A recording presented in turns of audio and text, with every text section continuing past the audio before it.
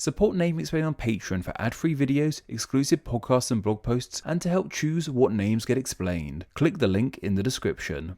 A country as massive as India, in both a geographic and population sense, means that it can't be governed as just one massive land area. Like all nations on our planet, India breaks down into smaller subdivisions. In the case of India, we have states. However, India is way more than just a collection of states. The country is comprised of other areas too, including things called union territories, and even some autonomous areas. It all seems a tad confusing, that's for sure. So to try and keep things simple here, I'm just going to stick to the 28 states that make up India. Perhaps we can look into these other areas of India another time. Not including these union territories, however, doesn't mean we are skimping out on names though, as India is comprised of 28 states. That's more than enough names for now, I think. So let's get into these states and find out how exactly they got their names. However, I just want to say I've read some debate as to what are considered states and what are considered capital territories. For this video, I've used Wikipedia's list of states, so if you are angry with a place I have or have not mentioned this video, go be angry at them. I'm just regurgitating this information to you. Also, apologies for my mispronunciations in this video. I use Forvo to check how to pronounce things, but sometimes I still can't get it quite right, as I'm sure you all know. Anyway, the northernmost state of India, just under some of the nation's union territories, is Himachal Pradesh. This is a good one to start with, as the word of Pradesh is going to be popping up a few times in this video, as it appears in other state names. This is because this word means things like state/province, so it makes sense as to why it would pop up frequently. The Himachal part of this name means snowy slope/snow laden. This is because the state is rather snowy, as it's in proximity to the snowy Himalayan mountains. Punjab is a name that has become somewhat stereotypically Indian to the outside world, but first and foremost, this is the name of this state. Punjab comes from Persian origins and means the five waters. The five waters that make up its name relate to five rivers that run through the state, that provide a vital water source for many who live there. Uttarakhand is another state in northern India, and this one really lets you know it's in the north from its name alone, as the state's name comes from Sanskrit and simply means northern lands.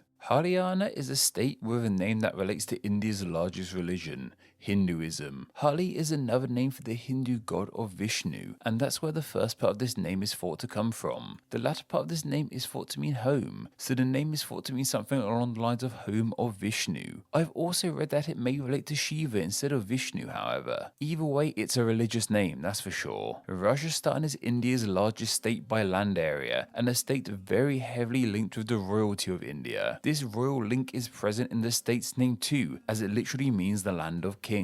This most likely links to the Rajput dynasty of India. Uttar Pradesh is India's most populated state. It once again has Pradesh in its name, meaning state. So what about the Uttar part of this name? Well, it ties in with another state name we covered earlier. Remember how that one meant northern land? Well, this one simply means northern states. While one is more northern than the other, I guess they are both pretty northern in the grand scheme of things in India. As we venture east, we arrive in the state of Bihar. This is another abode-based name, coming from the Sanskrit word vihala, which simply means abode. This is because in the past, this region of the world was home to many Buddhist monks. It was an abode for them. As we go further east, we arrive in the Indian Bengal area, which envelops the nation of Bangladesh. We first find the state of Sikkim. This name comes from the Limbu language and means new palace or house, which is thought to be in honor of the area's first ruler. Then we have the state of Assam/Ahom, depending on how you pronounce it. This is a name we don't seem to be too sure about exactly into regards to where it came from. The popular idea is that it relates to the native Ahom people who lived there and was anglicized by the British into Assam. As to where their name comes from, however, it's thought to possibly mean things like peerless or unequaled, as there were no other people quite like them in the area. Arunachal Pradesh has that word for state in it yet again. This name is a reference to its eastern position. I've seen it meaning dawnlit mountains, as the sun dawns in the east. However, I also read it means the land of the rising sun, which is a name more strongly linked with another part of the world, that's for sure. Below this state is Nagaland. This name is thought to come from the Naga people, who aren't from India but instead from the neighbouring nation of Myanmar. There's an idea that their name means people with earrings. As for Meghalaya, This is another abode-based name, this time meaning abode of the clouds. Carrying on in northeast India, we have the state of Manipur. This name is believed to come from Sanskrit too and mean jeweled land / abode. What's so jeweled about it, however, I'm not too sure. Maybe it's rich in precious minerals, or maybe it's jeweled more metaphorically, as it has much green landscape. Tripola's name comes from words of tui meaning water and pla meaning near. I guess this is because it's pretty near the waters of the Bay of Bengal. Finally, in this northeastern nook, we have Mizoram. This is another state named after the people native to the land, the Mizo. The rampart is the Mizo word for land, so it could be seen as simply meaning Mizoland.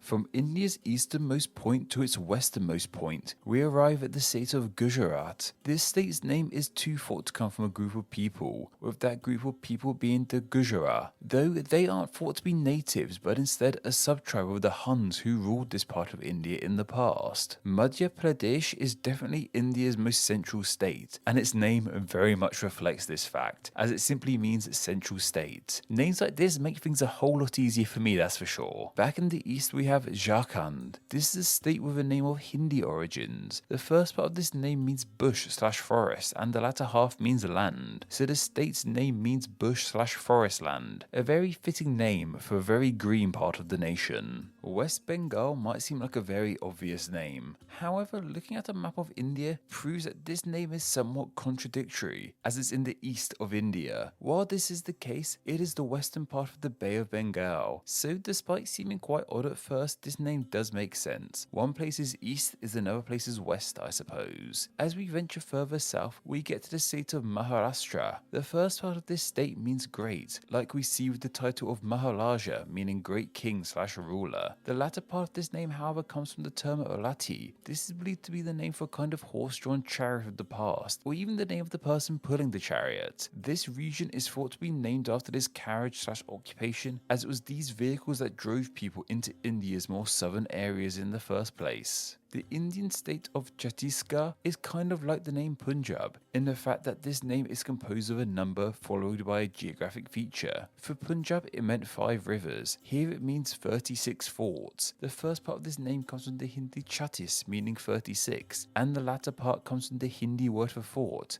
Gar. The state obviously has this name because there are 36 forts in the area. Odisha seems to be a state with a rather ancient name, so old in fact we don't seem to be too sure as to where it exactly comes from. An older form of the name dates back to 1025 AD, and until 2011 the state was known as Olissa. Despite knowing it's so old, we don't unfortunately seem to have any clue as to what it means. Goa not only has the smallest land area of any state, but the smallest name too, just 3 little letters. This too is a name we unfortunately aren't too sure about. It seems to have been a Portuguese corruption of the area's native name. There seems to be a few ideas as to how the state of Karnataka got its name, however. One idea is that it means elevated lands, I guess due to the geography of the region, though another idea has it relating to the Kulunada people who once lived there. Back north a little bit we have Telangana. This is another state with a number-based name. This name comes from the term Trilinga Desa, which means land of the 3 lingas, with a linga being a sort of symbol in honor of Shiva. This is because there are 3 ancient temples honoring Shiva in this state. South of here we have one final Pradesh state, that being Andhra Pradesh. This very fittingly translates into meaning southern province / state, to go along with the other cardinal direction based states we've covered so far. This, however, isn't the southernmost state. 2 states call southern India's tip their home. In the southwest we have Kerala. This is a name we aren't too sure about, it would seem. It's thought to be a name of Tamil origins, which is a language present in southern India as well as northern Sri Lanka. It's thought it might mean downward mounted slope or even coconut palm. And finally, in the southeast we have Tamil Nadu, a name that is more obviously of Tamil origins. It has their own name in it. This name simply means Tamil country, as this is where the Tamil people and language originated from. And that's how all 28 states of India got their name. I must admit, when I was faced with making this video, I was kind of stressed out at the idea. I thought these names would have deep ancient, not really clear to us origins, which ultimately wouldn't make for very enjoyable viewing. And while some of them are fundamentally unknown, many of these names have very clear, simple, fun etymologies. I really didn't expect fun, simple etymologies like this out of this part of the world, which is a mistake on my behalf, that's for sure. This etymological tour of India's state is a pleasant reminder that while many things are different around the world, some things are pretty similar, like how we name our regions, regardless of if you're in Europe like myself, over in the Americas, or all the way over in India. The states of India was suggested by Ekmal Sukarno, and thanks to their suggestion, they will now be honoured as Name Explain's patron saint of the states of India. Do you have a good idea for somewhere that's name could be covered in a Name Explain video? If so, then please consider donating on Patreon. Just $1 a month helps keep the channel running and earns you a weekly chance to suggest somewhere to be turned into a video, and you too could be a Name Explain Patreon saint.